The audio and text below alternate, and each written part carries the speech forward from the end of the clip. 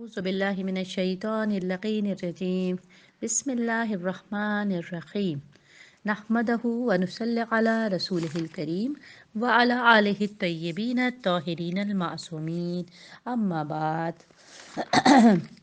السلام عليكم ورحمة الله وبركاته. ثم بعده الحمد لله الذي جعلنا من المتمسكين بولاية أمير المؤمنين علي ابن أبي طالب عليه السلام.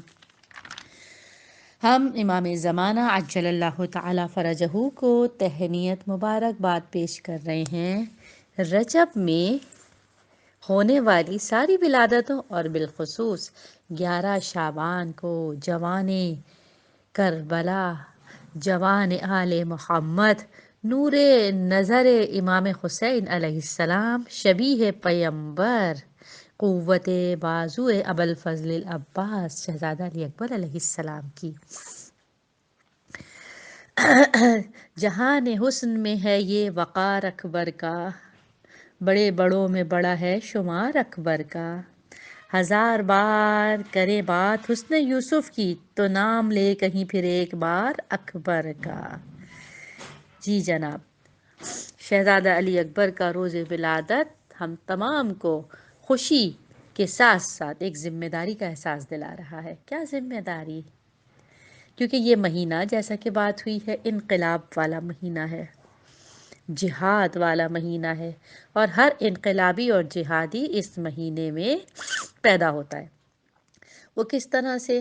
ایک مرتبہ جسمی حیات ہوتی ہے اور ایک مرتبہ انسان میں انسانیت پیدا ہوتی ہے۔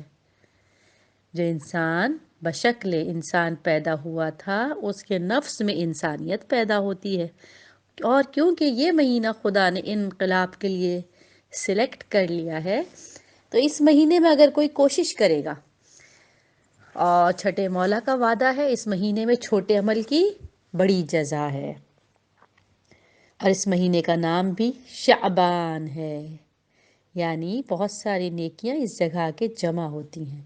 اب چونکہ یہاں چھوٹی کوشش پر بڑا اجر ملنے والا ہے، تو جو انقلاب کی کوشش کرے گا اس مہینے میں سے کامیابی ملے گی۔ اور اب انقلاب، جب ہم اتنی باتیں کر رہے ہیں انقلاب کی، نجات کی، کامیابی کی، انسانیت کی، تو کچھ وضاحت بھی تو ہونی چاہیے۔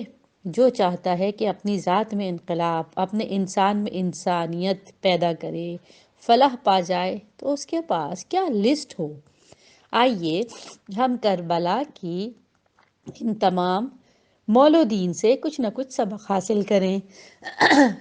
جناب زینب کبریٰ سلام اللہ علیہا، اگر ہم ان کی بات کریں تو ہم ان تمام شخصیات کو زیارت جامعہ کبیر کے آئینے میں دیکھتے چلے جائیں گے۔ زیارت جامعہ کبیرہ، ایک تو جامعہ یعنی کمپلیٹ، جو آل اسپیکٹس کو کور کر لے، جامعہ، اور دوسرا جامعہ کا مطلب یہ کسی ایک امام یا معصوم کے لیے نہیں ہے، یہ تمام کے جمیع معصومین کے لیے۔ اور کبیرہ کا مطلب دا بگ ون، یہ جامعہ بھی ہے کبیرہ بھی ہے، ہر اسپیکٹ کو اس نے کور کیا ہوا ہے اور ہر چیز پر لائٹ ڈالی ہوئی ہے۔ تو زیارت جامعہ کبیرہ میں سے اگر کچھ ہم صفات، ایٹریبیوٹس لے کر اور اس میں شعبان کی پرسنالٹیز کو رکھیں اور ان سے اپنے لیے لیسن حاصل کریں۔ پہلی شعبان جو بی بی زینب کے ساتھ منسوب ہے، جڑی ہوئی ہے، بی بی زینب سے اگر ہم صفت لیں گے تو مثل الاعلیٰ، دا بیسٹ ایگزامپل، بہترین مثال۔ کس چیز کی بہترین مثال؟ جب محبت کی اپنے بھائی سے، اپنے وقت کے امام سے، حجت خدا سے، تو مثل الاعلیٰ، بیسٹ ایگزامپل۔ اس سے پہلے کسی نے ایسی محبت نہیں دیکھی تھی، کسی نے اس سے پہلے ایسی شرط نہیں دیکھی تھی کہ بابا میرے نکاح کی شرط لکھیے کہ میں اپنے بھائی سے ملاقات کے بغیر نہیں رہ سکتی، جب میرا بھائی قیام کا سفر کرے گا تو میں ساتھ جاؤں گی، مجھے روز بھائی کا دیدار چاہیے۔ جب تک وطن میں تھی، مثل الاعلیٰ، اپنے بھائی امام وقت حجت خدا کی بہترین لور سپورٹر تھی۔ بھائی نے سفر اختیار کیا، مثل الاعلیٰ، بیسٹ ایگزامپل۔ جب کسی پر دو ولیوں کی اطاعت ایک ساتھ آ جائے، دو ولی جس کی اطاعت ہم پر واجب ہے اور ایسے مقام پر ہوں کہ ہمیں دونوں کو راضی ہو، تو کس طرح اس پر عمل کریں؟ جناب زینب نے کر کے دکھا دیا۔ بھائی جو امام وقت ہیں وہ سفر کرنے جا رہے ہیں، جہاد کے لیے جا رہے ہیں، آخری سفر ہے، اس کے بعد شہادت ہے۔ امام کا ساتھ بھی دینا ہے، جہاد اور قیام بھی کرنا ہے، لیکن ایک عورت مرد کی اجازت کے بغیر گھر سے نہیں نکل سکتی، اپنے شوہر کی اجازت کے بغیر نہیں نکل سکتی، تو دو اطاعتوں میں کس طرح سے انصاف کیا جائے۔ شرط رکھ چکی تھی کہ میں سفر میں بھائی کے ساتھ جاؤں گی، لیکن پھر بھی شریعت کہتی ہے مرد کی اجازت چاہیے۔ جناب زینب نے اس وقت مثل الاعلیٰ کا مظاہرہ کیا، بھائی کو بھی اپنی خواہش بتا دی اور شوہر سے بھی اس بات کی اجازت لے لی۔ ایک دفعہ روانہ ہو گئی، مکہ پہنچ گئی۔ مکہ میں جب جناب جعفر طیار جناب زینب کبریٰ علیہ السلام کے بیٹوں کو لے کر حاضر ہوئے تاکہ یہ بھی ان کے ساتھ جائیں اور اپنے ماموں پر قربان ہوں، جناب زینب سمجھیں کہ جناب عبداللہ انہیں واپس لینے آئے ہیں۔ اس کے باوجود کہ اجازت لے چکی ہیں، سفر پر روانہ ہو چکی ہیں، اس کے باوجود کہ نکاح کی شرط ہے، جناب زینب اطاعت کے لیے راضی ہیں۔ یہ دکھا دیا ایک زینبی کردار ایک وقت میں ہر اطاعت کو ساتھ لے کر چلتا ہے، مثل الاعلیٰ ہے۔ نہ صرف اس اعتبار سے کہ وہ کئی اطاعتوں کو ایک ساتھ کر سکتی تھی، بلکہ مثل الاعلیٰ ہے مصیبتیں پڑ جائیں تو صبر کیسے کرنا ہے، نہ صرف صبر بلکہ شکر کیسے کرنا ہے، اور ان دونوں چیزوں کے پیچھے صبر اور صبر کے بعد شکر، ان دونوں کے پیچھے اپنے ساتھ پیش آنے والے معاملات میں، واقعات میں کس طرح ریئیکٹ کرنا ہے، ان چیزوں کو کیسے دیکھنا ہے۔ یہ زینب کبریٰ علیہ مقام نے بتایا کہ ہمیشہ جو تمہارے ساتھ پیش آئے یہ سوچو یہ میرے لیے بیسٹ تھا۔ جیسے مولا کائنات ارشاد فرماتے ہیں جب میری خواہش پوری ہو جاتی ہے، جیسا میں چاہتا ہوں ویسے ہو جاتا ہے تو میں بہت خوش ہوتا ہوں، لیکن جب کبھی وہ ہو جو میں نے نہیں چاہا تھا، جس کی میری خواہش نہیں تھی بلکہ وہ ہو گیا، جو میں نے چاہا تھا وہ نہیں ہوا، اس کا اپوزٹ ہو گیا، تو میں اور بھی زیادہ خوش ہوتا ہوں، شکرانہ ادا کرتا ہوں، کیونکہ اب وہ ہوا ہے جو خداوند عالم کی خواہش تھی۔ جناب زینب نے اپنے بابا کی، کیونکہ زین اب تھیں، اپنے بابا کی اسی صفت کو آگے کیا کہ جو میرے ساتھ ہو رہا ہے، کیونکہ یہ میرے رب کی چاہت ہے، میرا رب یہ چاہتا ہے۔ اور یہ کس نے بتایا تھا؟ آقا حسین نے۔ اے خدا اگر تو چاہتا ہے تو تلواروں آؤ ٹوٹ پڑو۔ تو زینب سن رہی تھی کہ رب یہ چاہتا ہے، رب یہ چاہتا ہے، اور جو کچھ رب چاہتا ہے اس کے آگے وہ صرف راضی نہیں تھی، شکر ادا کر رہی تھی، کہہ رہی تھی کہ میں نے سوائے بیوٹی کے کچھ نہیں دیکھا۔ جناب زینب مثل الاعلیٰ بیسٹ ایگزامپل ہیں۔ اور پہلی کے بعد اگر 3 شعبان دیکھیں، رب کے لاڈلے ہیں۔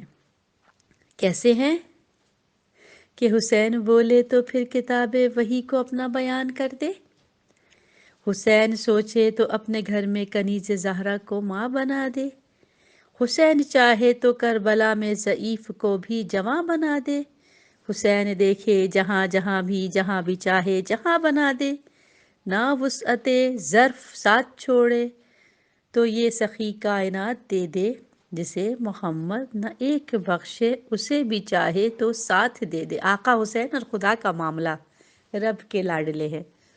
حدیث قدسی ہے کہ ایک بندے کی چاہت ہے اور ایک میری چاہت ہے، اور ہوتا وہی ہے جو میری چاہت ہے۔ جب بندہ اپنی وش کو میرے لیے میری وش پر قربان کر دیتا ہے تو میں اسے وہ دے دیتا ہوں جو اس کی چاہت ہے، اور اگر بندہ اپنی وش کے لیے ضد کرتا رہے، مانگتا رہے، اڑا رہے، تو میں اسے تھکا دیتا ہوں، لیکن وہ نہیں دیتا جو میری چاہت ہے۔ یعنی سم ٹائم جب ہماری دعا قبول نہ ہو رہی ہو تو ہمیں خوش ہونا چاہیے۔ خدا کہہ رہا ہے کہ اگر بندہ میری خواہش کے خلاف اڑا رہے، ضد کرے، مانگے جائے، میں اسے تھکا دیتا ہوں، لیکن وہ نہیں دیتا، اور آخر میں ہوتا وہی ہے جو میری خواہش ہے۔ اگر ہم اس نقطے کو سمجھ جائیں جیسے آقا حسین نے کیا کہ جو خدا کی خواہش تھی وہ کیا، خدا کی خواہش کو سمجھتے گئے اور خدا اس کے اگینسٹ میں وعدہ کر رہا ہے جو اپنی خواہش کو میری خواہش پر قربان کر دے گا تو میں اسے وہ دے دوں گا جو اس کی خواہش ہے۔ تو خدا نے کیا کیا؟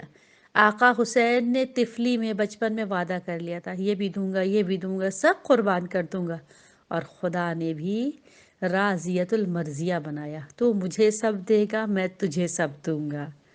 تو جب چاہتے تھے، کبھی راہب کو جو بھی اولاد ہوتا تھا 7 بیٹے دے دیتے تھے، کبھی فطرس آ جاتا تھا فرشتہ اسے شفا دے دیتے تھے، جب کوئی حاجت لے کے ان کے در پر آیا، یہاں تک کہ خداوند عالم نے ان کی قربانی کے عوض میں تحت قبا آپ کی ذریح اقدس پر موجود ہو کر دعا مانگنے والے کی حاجت کا بھی وعدہ کر لیا۔ جو روضہ امام حسین میں گنبد کے نیچے کھڑے ہو کے دعا مانگے، اس کی دعائیں قبول ہے۔ آقا حسین کی اس صفت کو ہم شعبان میں اپنے اندر پیدا کریں کہ اپنی خواہش ضرور خدا کے آگے پیش کریں، لیکن ضد نہ کریں، ناراض نہ ہوں، اور اگر لگے کہ جیسا میں نے چاہا تھا اس کے اگینسٹ ہو رہا ہے تو جو امام علی نے ارشاد فرمایا، جو آقا حسین نے ارشاد فرمایا، جو عمل کر کے دکھایا، وہ کرے، کہ اپنی خواہش اور اپنی خوشی کو خدا کے آگے چھوڑ دیں، قربان کر دیں۔ پھر 4 تاریخ، اگر ہم 4 تاریخ کی شخصیت سے کچھ لینا چاہیں، کوئی مولا عباس کے لیے کہتا ہے سرتبہ عطاعت تھے، تسلیم تھے، جود و کرم تھے، جلال کا مظہر تھے، سب کچھ تھے، لیکن ایک صفت اور ہے جو آپ کی شہادت کے بعد کھل کھل کے سامنے آئی۔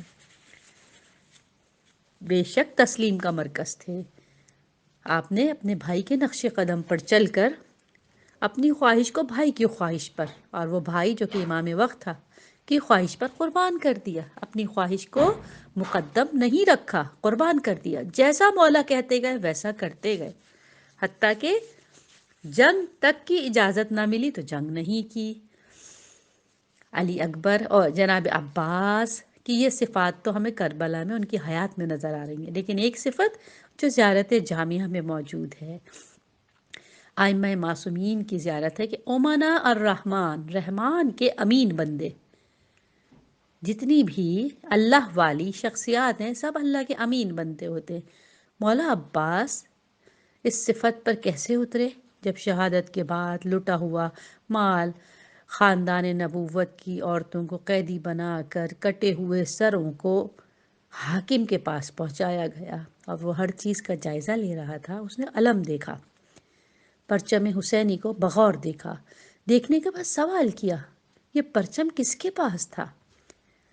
لوگوں نے سوال کا سبب پوچھا، کہا یہ پرچم جس کے ہاتھ میں تھا لگ رہا ہے اس پر 4 طرف سے حملہ تھا،